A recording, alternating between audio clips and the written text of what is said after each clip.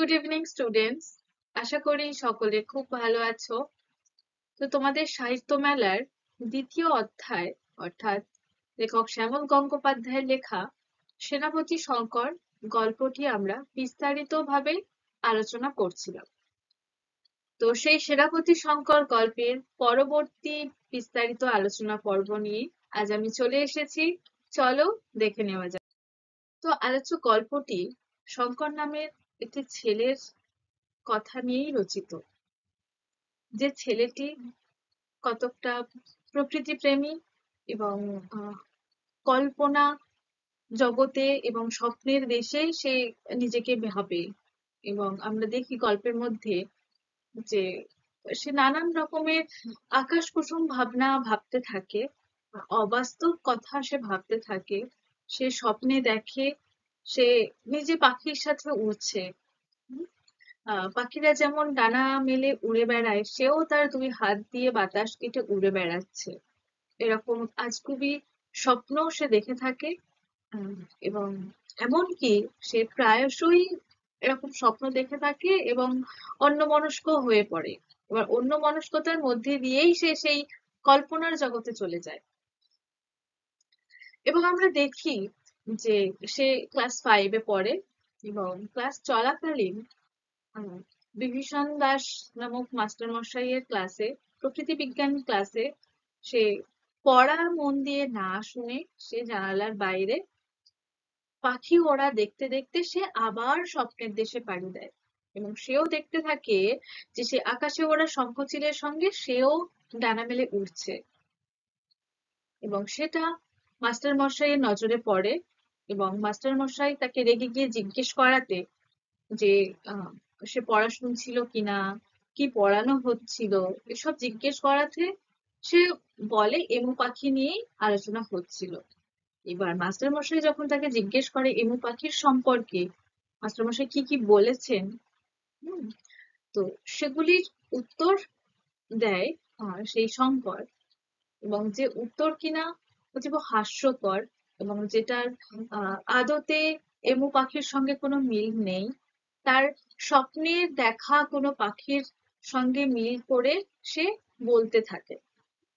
এটুকুই আমরা পড়েছিলাম যে তার স্বপ্নে দেখা এমু পাখির বর্ণনা করছে, যে এমু পাখি বাজ পাখির চেয়েও বড় হয়, চওড়া বুক, উড়ে গেলে ডানায় বাতাস কাটার শব্দ হয় জোরে। হম, তো সেই এমু পাখি যখন ওড়ে অন্য পাখিরা ভয়ে সরে যায়, এইরকম একটা এমু পাখির বর্ণনা দেয়। আন্দাজ মতো, তার স্বপ্নের মতো। তারপরে হুম এবার তার উত্তরে মাস্টারমশাই বলছেন, ভয়ে সরে যায় বলি এটা কি পঞ্চানন অপেরা পেয়েছো? বানিয়ে বানিয়ে যে পাঠ বলে যাচ্ছ খুব।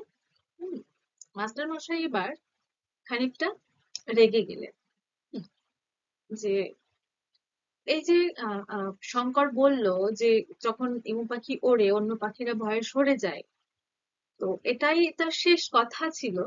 তো সেজন্যই শেষ কথা অনুযায়ী মাস্টারমশাই বলছেন যে ভয়ে সরে যায়।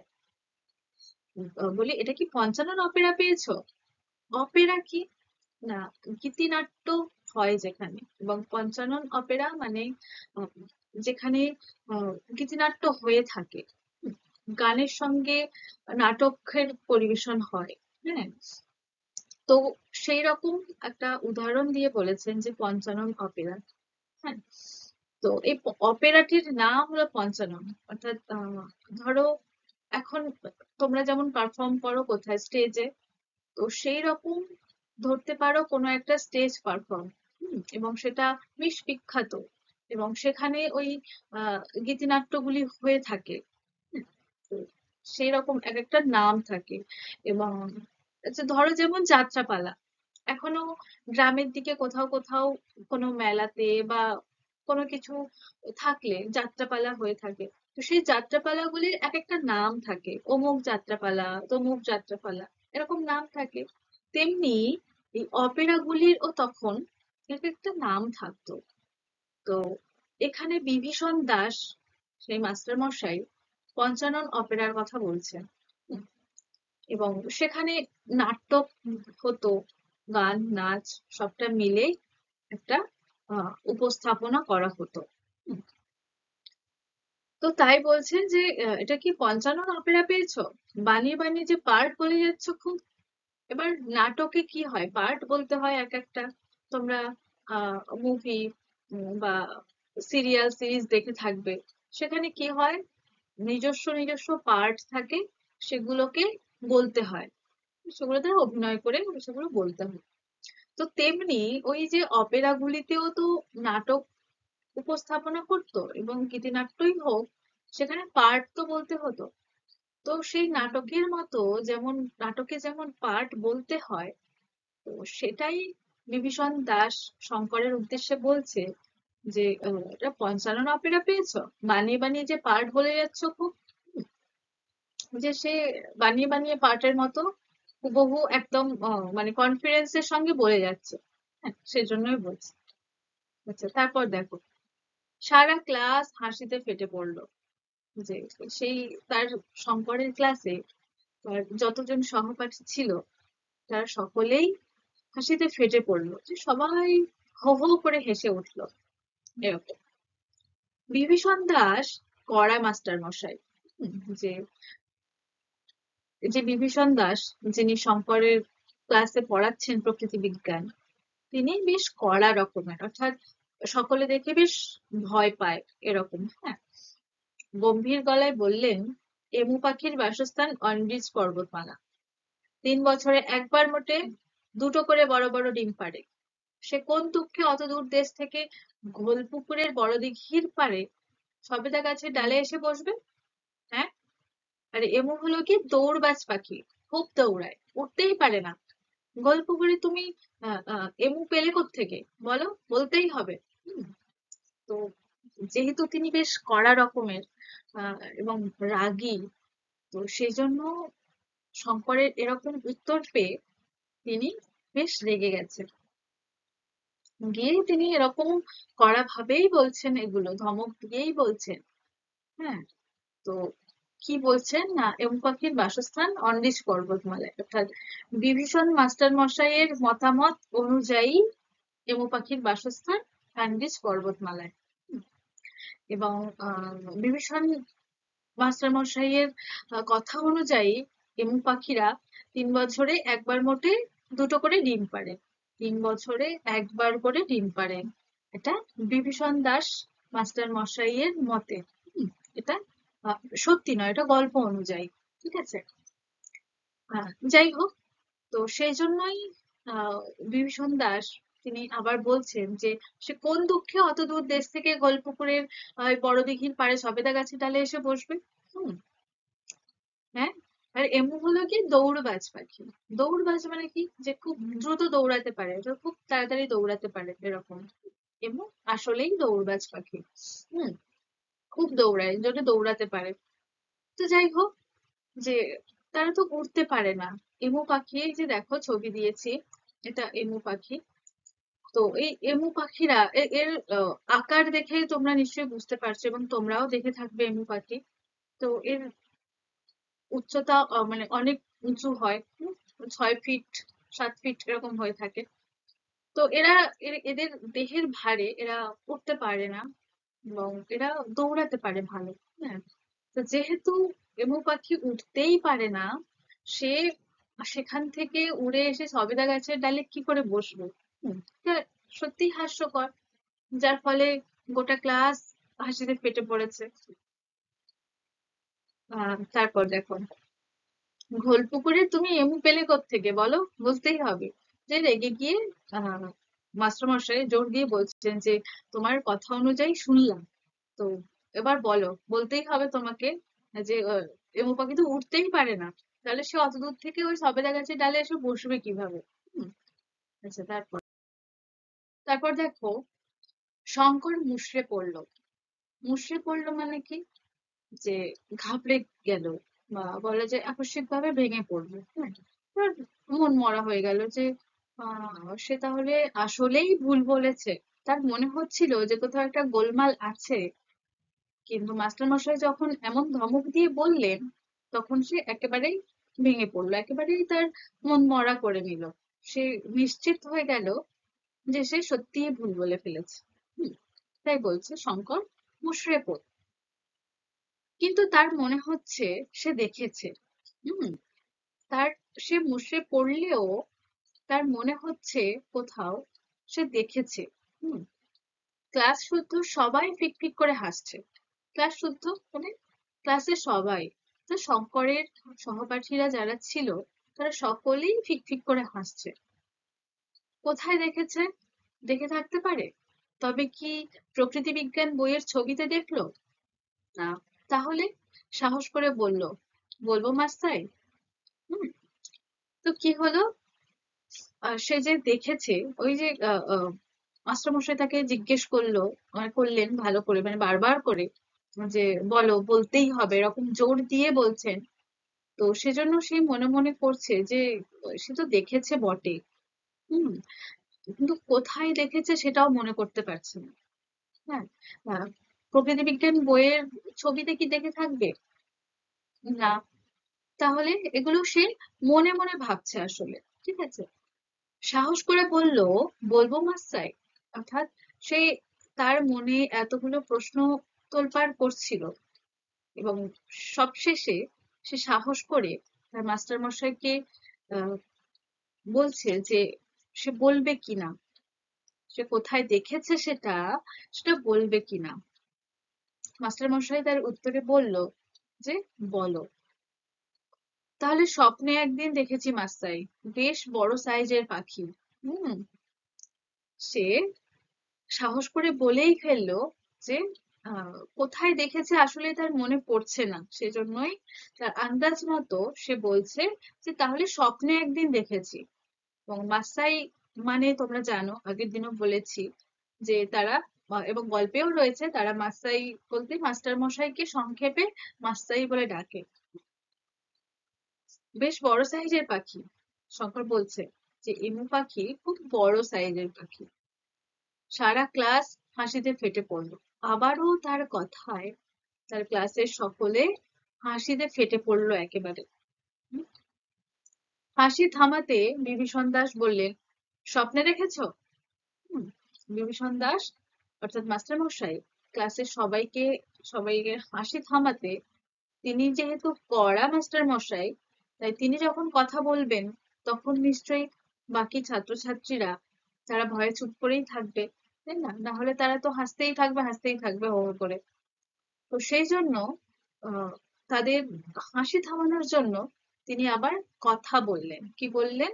তিনি শঙ্করকে জিজ্ঞেস করলেন আবার যে স্বপ্নে দেখেছো? শঙ্কর তার উত্তরে বলছে, হ্যাঁ মাস্টার, নইলে আর কোথায় দেখবো? আপনি তো বললেন এমু পাখি থাকে আন্দিজ পাহাড়ে।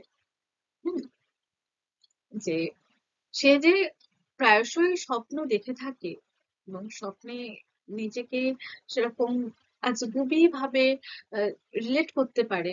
হ্যাঁ, যে সে উঠছে পাখিদের মতো, ইত্যাদি ইত্যাদি। তো সেগুলো না বলে সে যে এমু পাখিকে স্বপ্নে দেখেছে সেটা সে মাস্টার মশাইকে বলল। হুম, এবং মাস্টার মশাই সেটা কনফার্ম হওয়ার জন্য আবার বললেন যে স্বপ্নে দেখেছো? তার উত্তরে শঙ্কর বলছেন যে হ্যাঁ মাস্টার, নইলে আর কোথায় দেখবো? যে স্বপ্ন ছাড়া আর কোথায় দেখবো আমি? আপনি তো বললেন এমু পাখি থাকে আন্দিজ পাহাড়ে। যে মাস্টার মশাই একটু আগে বললেন যে এমু পাখি আন্দিজ পর্বতমালায় থাকে। হুম, সে সেখান থেকে এই সবেদা গাছের ডালে কিভাবে আসতে পারে গল্প করে? তো সেজন্যই শঙ্কর বলছে যে আপনি তো বললেন এমু পাখি আন্দিজ পাহাড়ে থাকে। সে পাহাড় কোথায় আমি জানি না। স্বপ্নে আরো অনেক রকমের পাখি আসে মাস্টার। যে আসলেই সে স্বপ্নে দেখেছে সেটা বিশ্বাস করানোর চেষ্টা করছে তার মাস্টার মশাইকে। এবং সে যে স্বপ্ন দেখে, স্বপ্নে যে আরো অনেক রকমের পাখি দেখে, সেটাও সে মন খুলে তার মাস্টার মশাইকে বলতে পারছে, কারণ তার মাস্টার মশাই তাকে বলতে বলেছে তাই। হুম, তাই বলছে যে আন্দিজ পাহাড় কোথায় সে জানে না, এবং এখানে দেখার তো আর কোনো প্রশ্নই নেই যে কোথায় দেখে থাকবে। সে স্বপ্নেই দেখেছে হয়তো, এবং স্বপ্নে আরো অনেক রকমের পাখি আসে সেটাও বলছে। এবার মাস্টারমশাই বলছেন, চুপ, বলে ধমকে উঠলেন বিভীষণ দাস। হুম, সে এরকম বলে চলেছে এরকম উল্টোপাল্টা কথা, যেরকমটা মাস্টারমশাইয়ের মনে হচ্ছে, এবং যে কেউ শুনলে তারও এরকম মনে হবে যে এরকম উল্টোপাল্টা কথা বলছে। হুম। সেজন্য চুপ বলে ধমক দিলেন মাস্টার মশাই। তারপর শঙ্করকে জিজ্ঞেস করছেন, তোমার বাবার নাম কি? তার উত্তরে শঙ্কর বলে, আগে অভিমন্যু সেনাপতি। তাকে আসতে বলবে কাল, আমি কথা বলবো। হুম। তার বাবার নাম জিজ্ঞেস করে মাস্টার মশাই শঙ্করকে বলছেন যে তাকে আসতে বলবে কাল, আমি কথা বলবো। অর্থাৎ তার বাবাকে ডেকে পাঠিয়েছেন আহ, স্কুলের পরের দিন, যে মাস্টারমশাই তার সঙ্গে কথা বলবেন, যে ছেলে এরকম পড়াশোনায় মন নেই, আজগুবি কথাবার্তা বলছে। হ্যাঁ, এসব। তার উত্তরে শঙ্কর বলছে যে বাবা তো আসতে পারবে না মাস্টার। মাস্টারমশাই আবার জিজ্ঞাসা করেন, কেন? বাবার খুব অসুখ। হুম। তো শঙ্করের আহ বাবাকে স্কুলে আসতে বলায় শঙ্কর জানায় যে তার বাবা স্কুলে আসতে পারবেন না, কারণ তার খুব অসুখ। অসুখ মানে তিনি অসুস্থ। হুম। এমন সময় সেকেন্ড বেঞ্চ থেকে সমীরকান্ত দীক্ষিত উঠে দাঁড়িয়ে হাসি চাপতে চাপতে বলল, ওর খুব পেট গরম মাস্টার, তাই রোজ স্বপ্ন দেখেন। হুম।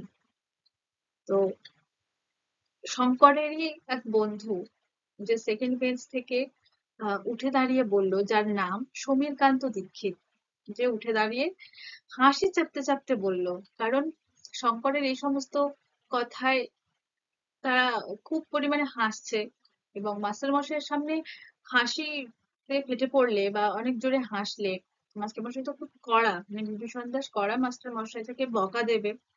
সেজন্য সে হাসি চাপতে চাপতেই বলল, ওর খুব পেট গরম মাস্টার, তাই রোজ স্বপ্ন দেখে। তো সমীরকান্ত দীক্ষিতের মতে যে শঙ্করের পেট গরম, তাই জন্য সে রোজ স্বপ্ন দেখে। হুম। এবার দেখো, বইয়ের পাতা ওল্টাতে ওল্টাতে বিভীষণ দাস জানতে চাইলেন পেট গরম কেন। যে মাস্টার মশাই তার এই কথা বলতে বলতে তিনি নিজের কাজও করছেন। হুম। যে বইটা নিয়ে তাদেরকে পড়াচ্ছিলেন সেই বইয়ের পাতা ওল্টাতে ওল্টাতেই ওই সমীরকান্ত দীক্ষিতের কথাও শুনছিলেন, এবং সেই বইয়ের পাতা ওল্টাতে ওল্টাতেই তিনি আবার জানতে চাইলেন যে শঙ্করের পেট গরম কেন। হুম। গাছে গাছেই সারাদিন থাকে, গাব জাম নোনা ডাব খেয়ে খেয়ে বেড়ায়, পেট গরম হবে না তো কি? তো এই যে আহ, সমীরকান্ত দীক্ষিত আবারও আহ মাস্টার মশাইয়ের উত্তরে বলছে যে মানে শঙ্করের পেট গরমের কারণ বলছে, কারণ শঙ্কর সারাদিন গাছে গাছেই থাকে, সে গাছেদের সাথে থাকতে ভালোবাসে, এবং সে কি খায়? গাব জাম নোনা ডাব এগুলি খেয়ে খেয়ে বেড়ায়, অর্থাৎ গাছের ফল খেয়ে খেয়ে বেড়ায়। হুম। যে দেখো এখানে আহ এই যে নোনা নোনা ফল, আতা, গাব, ডাব, জাম, হ্যাঁ, এই ফলগুলি সে খেয়ে খেয়ে বেড়ায়, সেজন্যই তার পেট গরম। এটা সমীরকান্ত দীক্ষিতের মতে, অর্থাৎ শঙ্করের বন্ধুর মতে। সে গাছে গাছে ঘুরে বেড়ায়, গাছের নানান সব ফল খেয়ে বেড়ায়, তাই জন্য তার পেট গরম। হুম। তারপর দেখো, শঙ্কর সেনাপতি আর বিশেষ কিছু বলতে পারলো না। কি কুক্ষণে যে সে ওদের স্বপ্নের কথা বলেছিল। হুম। এই যে আহ, শঙ্কর সেনাপতি, তো শঙ্কর যার টাইটেল সেনাপতি। হুম। তো এবারে তার পুরো নাম বলা হচ্ছে, কারণ তার বাবার নাম যেহেতু অভিমন্যু সেনাপতি, তার বাবার পুরো নাম বলেছে সে, এরপর থেকে তারও টাইটেল যুক্ত করা হয়েছে, এবং তারও পুরো নাম বলা হচ্ছে গল্পে, যে শঙ্কর সেনাপতি। তো শঙ্কর সেনাপতি আর বিশেষ কিছু বলতে পারলো না, কারণ তার বন্ধু এরকম করে সেটাকে ঠাট্টার ছলে নিচ্ছে, মশকরা করছে তার সঙ্গে, এবং মাস্টার মশাইকেও এসব বলছে। হুম। সেজন্য সে আর বেশি কিছু বলতে পারলো না, এবং সে মনে মনে ভাবছে যে কি কুক্ষণেই যে সে ওদের এই স্বপ্নের কথা বলেছিল। তারপর স্বপ্ন তো সত্যিই দেখে, রোজই প্রায় দেখে। যেসব স্বপ্নে সে ওড়ে পাখি হয়ে, আবার ধপ করে স্বপ্নের ভিতর সে খাট থেকে পড়েও যায়। পড়ে গিয়ে ঘুম ভাঙলে টের পায় না, সে পড়েনি, বাঁ পায়ের শিরায় টান ধরেছে। হুম, তো সেই এইরকম ধরনের স্বপ্ন প্রায় দেখে থাকে। হ্যাঁ, এবার সেগুলি সে ভাবছে যে এগুলো তো আর মিথ্যে নয়, সে তো স্বপ্ন সত্যিই দেখে, রোজই প্রায় দেখে। হুম, এবং সেই স্বপ্নগুলোও তেমনি আজগুবি, যেগুলো বাস্তবে সম্ভব নয়। সেই সমস্ত যেগুলো সে কল্পনা করে থাকে, সেগুলি সে স্বপ্নতে দেখে। যে সে উড়ছে স্বপ্নে পাখি হয়ে, আবার উঠতে উঠতে ধপ করে স্বপ্নের ভিতরেই সে পড়ে যায়। খাট থেকেই পড়ে যায়। আবার পড়ে গিয়ে যখন ঘুম ভেঙে যায়, হ্যাঁ, তখন সে টের পায় যে না, সে পড়েনি, বাঁ পায়ের শিরায় টান ধরেছে। হুম, স্বপ্নেই সে এমু পাখি দেখে থাকবে, গাঢ় ছাই রঙের বিরাট এক পাখি। ঘোল পুকুরে দিঘির পাড়ে সবেদা গাছের ডালে এসে বসেছিল। সে আবার সে স্বপ্নে দেখা এমু পাখির কথা বর্ণনা করছেন এখানে লেখক শঙ্করে, যে সে এমু পাখি সে সত্যি স্বপ্নেই দেখেছিল।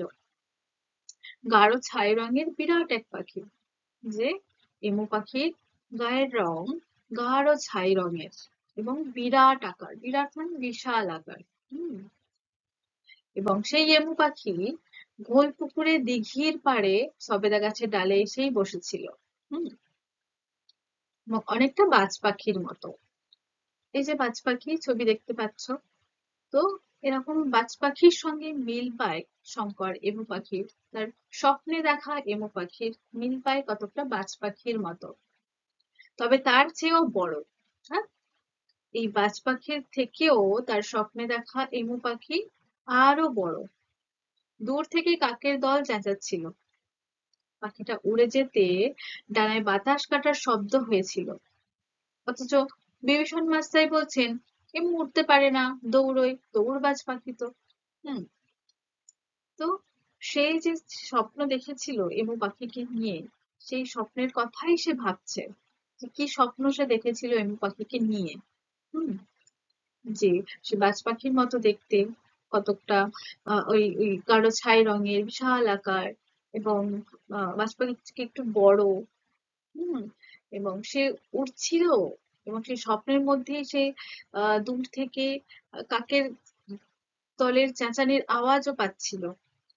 এবং পাখিটা, অর্থাৎ সেই তার স্বপ্নে দেখা সেই এমু পাখি যখন উড়ে যাচ্ছিল, তার ডানায় বাতাস কাটার শব্দ হচ্ছিল। সে এটা দেখেছে স্বপ্নে। কিন্তু বিভীষণ মাস্টার বলছেন, অর্থাৎ বিভীষণ মাস্টার মশাই বলছেন যে এমু উঠতে পারে না, এমু পাখি উঠতে পারে না, সে দৌড়ায় কেবল, সে দৌড়বাজ পাখি। হুম, তো গল্পে আমরা যে আন্দিজ পর্বতমালার কথা পাই, যেটা বিভীষণ মাস্টার মশাইয়ের কথা মতো যে এমু নাকি সেই আন্দিজ পর্বতমালায় থাকে। তো সেই আন্দিজ পাহাড় বা আন্দিজ পর্বতের একটা টিকা আকারে তোমাদের সামনে তুলে ধরেছি, দেখো যে আন্দিজ পর্বতমালা পৃথিবীর দীর্ঘতম পর্বতমালা।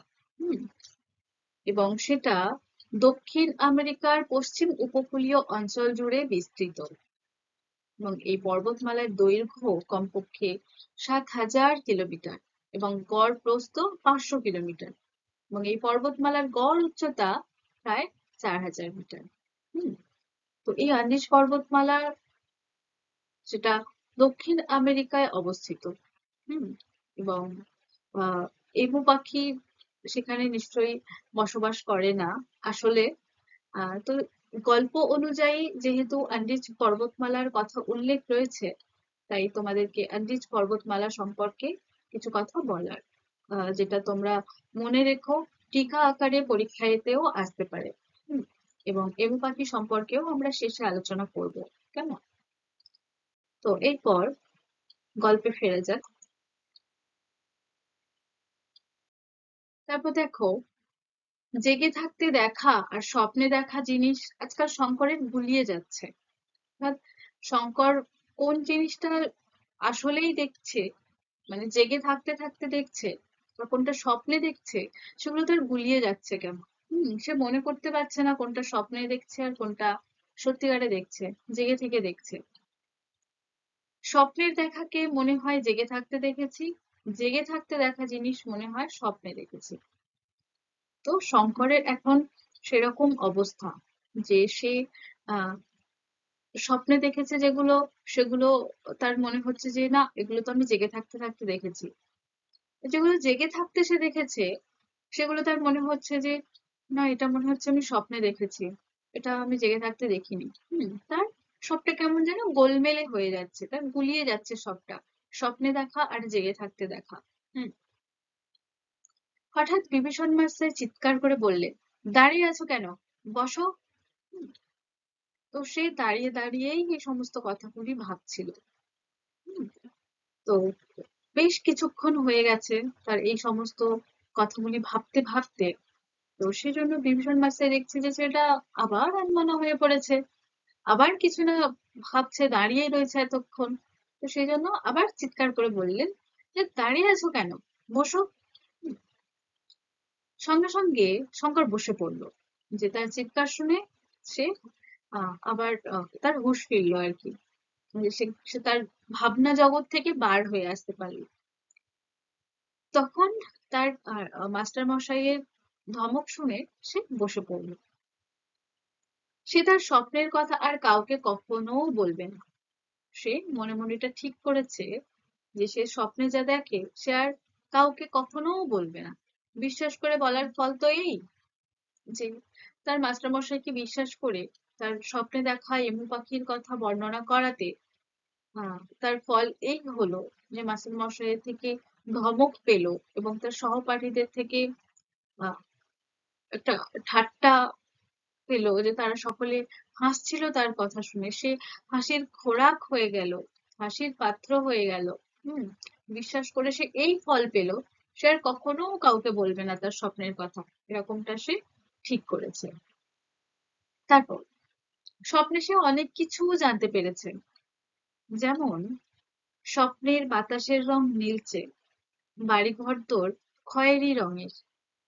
স্বপ্নে ধাক্কা খেলে কিংবা গুঁতো খেলে কোনো ব্যথাই লাগে না, অনেকটা যেন ঘোলপুকুরে বড় দিঘিতে ডুব দিয়ে মাটি তোলার পর ভেসে ওঠার মতো। আপসে বুঝ করে উঠে যায়, ভেসে ওঠা। জলের নিচে পোঁতা বাঁশে গা ঘেঁষে গেলেও টের পাওয়া যায় না। তো সে তার স্বপ্নে সে আরো কি কি দেখে, সেগুলি সে মনে করছে কিনা, যে সে স্বপ্নে আরো অনেক কিছু জানতে পেরেছে। শুধু এই এমু পাখির কথা জানতে পেরেছে তা নয়, সে আরো অনেক কিছু জানতে পেরেছে। কি কি জানতে পেরেছে না, সে দেখেছে স্বপ্নে বাতাসের রং নীলচে, যে স্বপ্নে যে বাতাস বয় সেই বাতাসের রং নীলচে, অর্থাৎ নীল রঙের, নীলাভ রঙের। হম বাড়ি ঘর তোর খয়েরি রঙের, যে যে বাড়ি ঘর থাকে সে বাড়ি ঘর সব খয়েরি রঙের। দেখো ছবিটার মতোই কতটা। তারপর স্বপ্নে ধাক্কা খেলে কিংবা গুঁতো খেলে কোনো ব্যথাই লাগে না। যে সে স্বপ্নে যখন স্বপ্নে দেখছে যে কোথাও একটা খুব জোরে ধাক্কা খেলো কিংবা গুঁতো খেলো, কিন্তু তখন স্বপ্নের মধ্যে একটু ব্যথা পেলেও তারপরে সে ব্যথা লাগেই না। পরে সে যখন জেগে ওঠে, সে ব্যথা তো থাকেই না, হুম, ব্যথা মালুম হয় না। অনেকটা যেন ঘোল পুকুরে বড় দিঘিতে ডুব দিয়ে মাটি তোলার পর ভেসে ওঠার মতো। অর্থাৎ, আহ, যখন তোমরা আহ, যদিও বা পুকুরে নেমে থাকো, আহ, ঘোল পুকুর, এখানে গল্পে যে ঘোল পুকুরের কথা বলা হয়েছে, যে ঘোল পুকুরে শঙ্কর সেই বড় দিঘিতে সেখানে ডুব দিয়ে মাটি তুলতো যেমন করে, এবং মাটি তোলার পর সে যেমন ভুস করে ভেসে উঠতো, সেরকমটার মতোই তার স্বপ্ন। আর হ্যাঁ, যেটা বলছিলাম যে তোমরা যদি পুকুরে নেমে থাকো বা পুকুরের তলা দিয়ে কিছু কুড়াও, মাটি তোলো বা কিংবা কিছু কুড়াও, সেটা তোলার পর যখন বেশিক্ষণ তোমরা সেই মাটির মধ্যে বা সেই মানে জলের তলায় বেশিক্ষণ নিজেকে আটকে রাখতে পারো না, হুশ করে আবার ভেসে ওঠো। হুম, তো সেই রকমের কথা বলা হচ্ছে যে শঙ্কর তার স্বপ্নগুলি তেমনি, যে ব্যথা লাগলে ব্যথা লাগে না। হ্যাঁ, সে গুঁতো খেলে বা ধাক্কা খেলে তার ব্যথা লাগে না। এবার অনেকটা সেই সে যেখানে স্নান করে বা সে যে দিঘিতে, সে দিঘির জলে সাঁতরে বেড়ায়, সে যে দিঘির জলে সে স্নান করে বেড়ায়, সেটা হলো ঘোলপুকুরে সেই বড় দিঘি।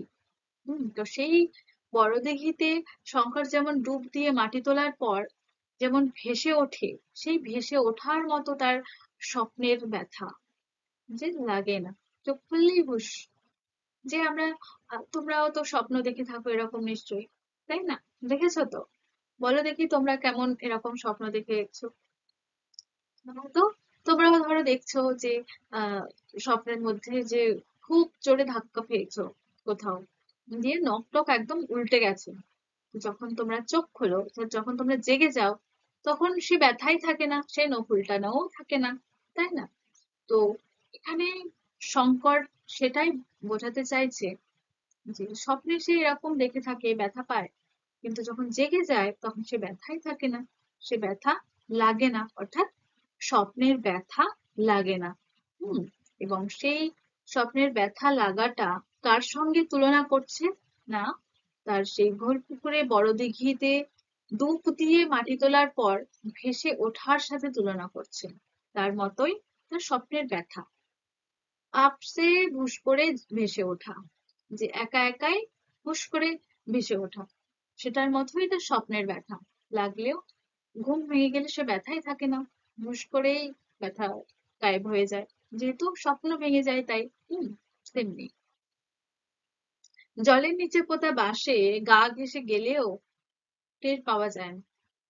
তো স্বপ্নে যখন আহ, আহ, আহ, এই যে জলের তলায়, জলের নিচে যে বাঁশ পোতা থাকে, এবং বুঝতে না পেরে সেই বাঁশে গা ঘষে গেলে যেমন ছুলে টুলে যেতে পারে, তো সে সেরকম ছুলে গেলেও সে যখন জেগে ওঠে, স্বপ্ন ভেঙে যায়, তখন সেগুলো টের পাওয়া যায় না।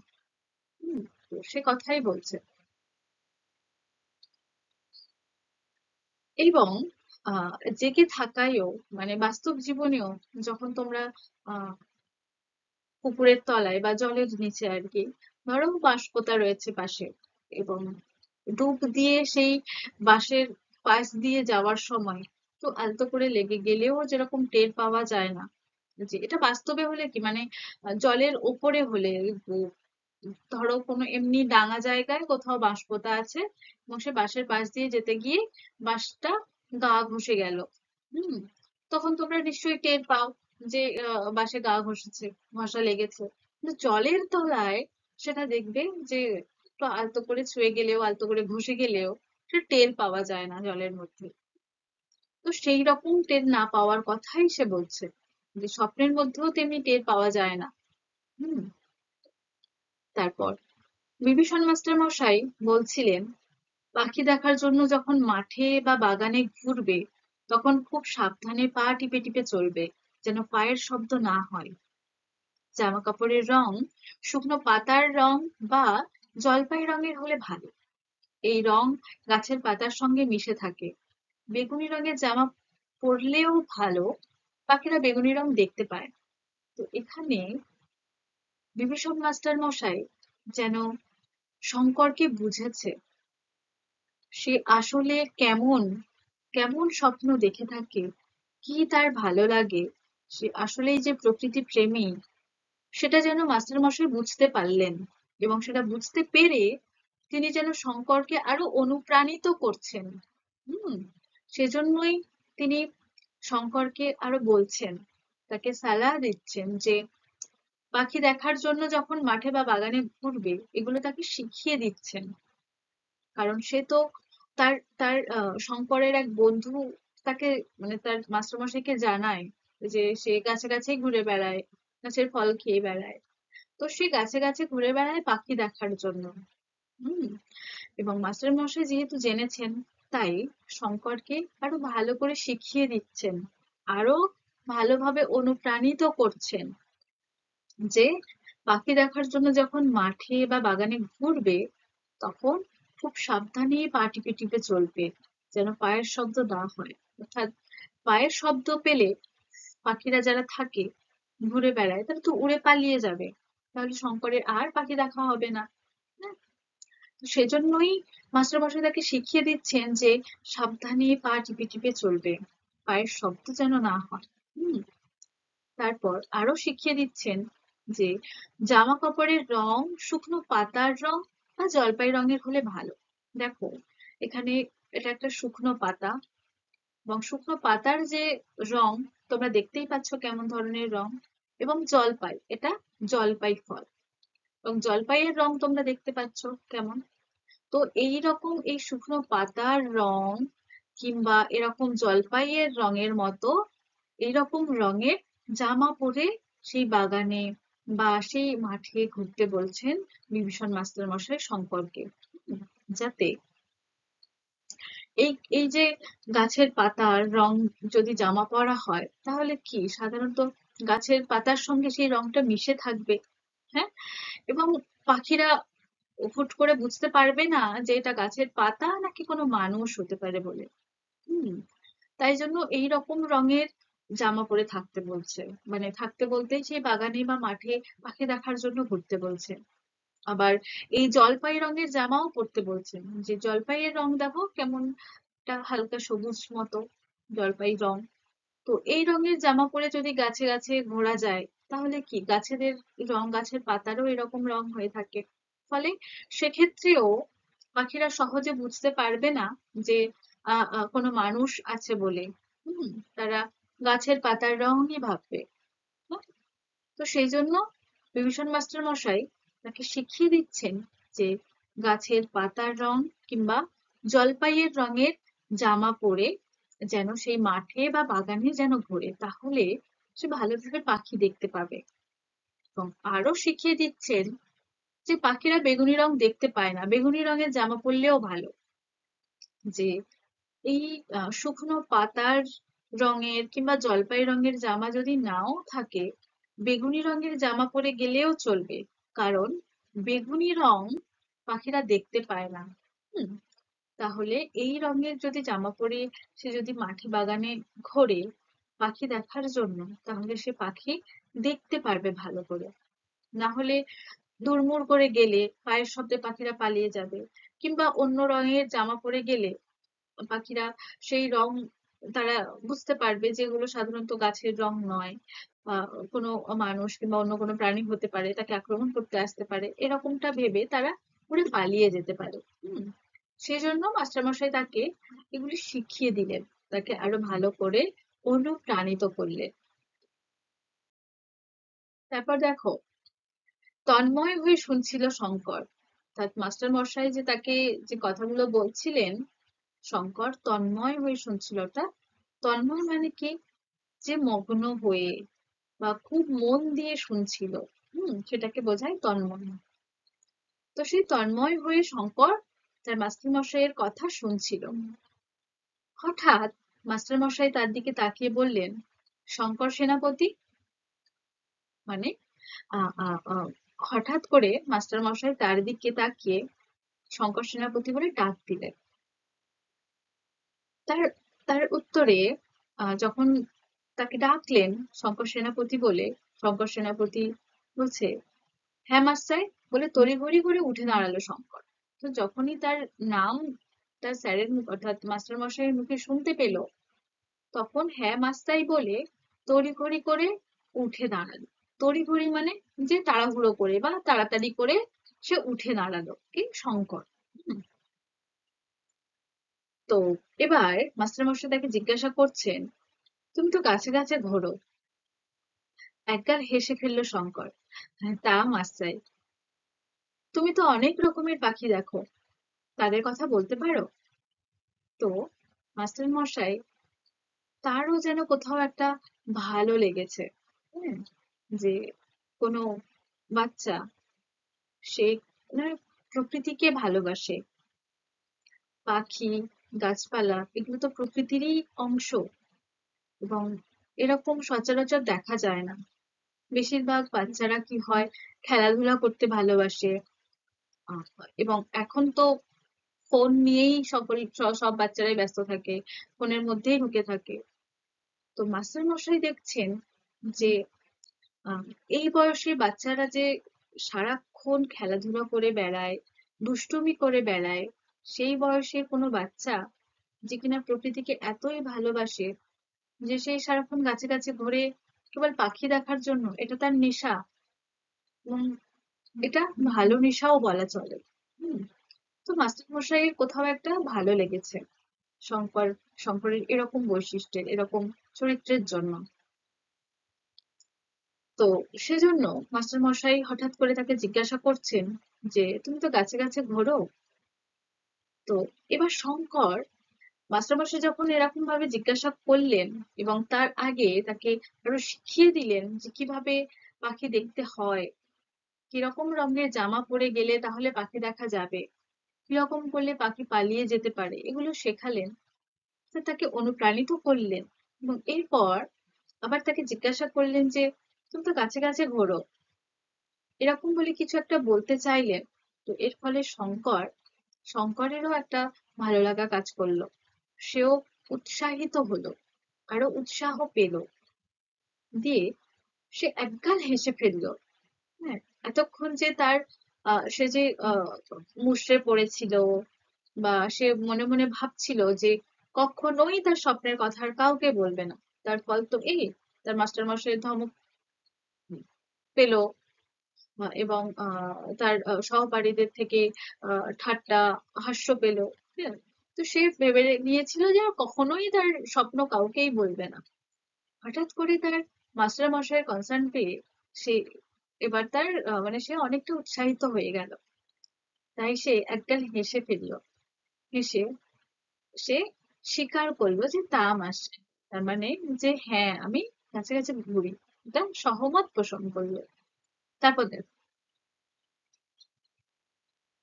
তুমি তো অনেক রকমের পাখি দেখো, তাদের কথা বলতে পারো? তো দেখো, এখানে মাস্টার মশাই তাকে জিজ্ঞাসা করছেন যে তুমি তো অনেক রকমের পাখি দেখো, তো তাদের কথা বলতে পারো? মাস্টার মশাইও তার থেকে জানতে চাইছেন যে সে কত রকমের পাখি দেখে থাকে। তো দেখো, বিভীষণ মাস্টার আহ, যে তাকে এমন একটা কথা বলবেন তা ভাবতে পারেনি শঙ্কর। সে লজ্জার সঙ্গে বলল, মাছরাঙা। মাস্টার মশাই আরো উৎসাহ দিয়ে বললেন যে আর, তার উত্তরে আহ, শঙ্কর এবার জড়তা কাটিয়ে বলে চলেছে, হাড়ি চাচা, ডৌখোল, পানকৌড়ি, তিতির মাসায়। অর্থাৎ মাস্টার মশাই যখন তাকে জিজ্ঞাসা করছেন যে আর কিরকম মানে কোন কোন পাখি দেখে থাকে সেগুলো বলতে বলার জন্য, হুম, তখন তার তার এরকম একটা প্রশ্ন শঙ্কর আশা করেনি। হঠাৎ করে পাওয়া যেন, সে ভাবতেই পারেনি যে তার মাস্টার এরকম একটা কথা বলবেন, তার সঙ্গে গল্প আকারে এগুলো জানতে চাইবেন। হুম। তো যেহেতু মাস্টার মশাই তাকে জিজ্ঞাসা করেছেন, তাই সে একটু খানিক লজ্জা পেয়ে গেল, এবং লজ্জার সঙ্গেই বলতে লাগলো, মাছরাঙা, বলে সে চুপ করে গেল। এবং মাস্টার মশাই জানেন যে শুধুমাত্র সে মাছরাঙা তো দেখবে না, সে নিশ্চয়ই আরো কিছু পাখি দেখে থাকবে। তাই জন্য আরো উৎসাহ দিয়ে বললেন যে আর, তারপর জড়তা কাটিয়ে বলছে, হাড়ি চাচা, ডৌফুল, পানকৌড়ি। দেখো এখানে সে পাখিগুলির আহ ছবি তোমাদের সামনে তুলে ধরেছি, দেখো তোমরাও দেখে থাকবে এই পাখিগুলি, এবং যদিও বা না দেখে থাকো এই পাখিগুলির সঙ্গে তোমরাও পরিচিত হয়ে যাবে। দেখো, এটা মাছরাঙা পাখি, এটা হাঁড়ি চাচা, এটা ডৌখোল, এটা তিতির পাখি। তিতির পাখি দেখো দুই ধরনের হয়ে থাকে, দুই রকম রঙের, এরকম রঙেরও হয়ে থাকে, আবার এমন কালো রঙেরও এরকম হয়ে থাকে। পানকৌড়ি, যেগুলো পুকুরে বা জলে ডুব দিয়ে ডুব দিয়ে মাছ ধরে খায়। হুম। তো এই পাখিগুলিকে সে দেখে থাকে। শঙ্কর। হুম, তো বলল, বাহ, যত পারবে চোখ খোলা রেখে এই পৃথিবীর পাখি, গাছপালা, মেঘ, আলো সব দেখে নেবে। শঙ্করের বুকটা গর্বে ফুলে উঠল। তো যাই হোক, এই যে এতগুলো পাখি শঙ্কর দেখেছে তার নিজের ইচ্ছায়, সে খুঁজে খুঁজে দেখেছে এবং সে পাখির নামগুলি সে জেনেছে, জেনে মনেও রেখেছে, মাস্টারমশাইকে বলল। তো তাতে মাস্টারমশাই খুব খুশি হলেন, হয়ে শঙ্করকে বাহবা দিয়ে বলছেন যে বাহ, যত পারবে চোখ খোলা রেখে এই পৃথিবীর পাখি, গাছপালা, মেঘ, আলো সব দেখে নেবে। অর্থাৎ প্রকৃতিটাকে উপভোগ করার কথা বলছেন এখানে মাস্টার মশাই। হুম, তো আসলে লেখক শ্যামল গঙ্গোপাধ্যায় এখানে বিভীষণ মাস্টারের জবানি দিয়েই তিনি তার কথা বলছেন। হুম, যে এই পৃথিবীটাকে যতটা পারবে উপভোগ করবে, অনুভব করবে। এই যে পৃথিবীর আহ অর্থাৎ প্রকৃতির যে অঙ্গ, প্রকৃতির যে অংশ, পাখি, গাছপালা, মেঘ, আলো, হ্যাঁ, তো এই সমস্ত কিছুই তো প্রকৃতির অংশ এবং পৃথিবীর। তাই বলছেন যে এই পৃথিবীর যে পাখি, গাছপালা, মেঘ, আলো সব যা আছে সব একেবারে মন ভরে দেখে নেবে, চোখ খোলা রেখে সবকিছুকে তুমি দেখে নেবে। হুম, কারণ এই দেখার চোখ সবার থাকে না, এই দেখার ইচ্ছে সকলের থাকে না। যেহেতু শঙ্করের আছে, তাই মাস্টার মশাই আরো উৎসাহিত করছেন, আরো অনুপ্রাণিত করছেন। তাই আরো ভালো করে বলছেন যে এই পাখি, গাছপালা, মেঘ, আলো, এই গোটা প্রকৃতি, এই গোটা পৃথিবীর সবকিছু চোখ খোলা রেখে দেখে নেবে, সবকিছু দেখে নেবে। হুম, তো মাস্টার মশাইয়ের এমন কথায় শঙ্করের বুকটা গর্বে ফুলে উঠলো একেবারে। বিভীষণ মাস্টার মশাই বললেন, এই খোলামেলা পৃথিবীই সবচেয়ে বড় বই, তাকে চোখ ভরে দেখাই সবচেয়ে বড় পড়াশোনা।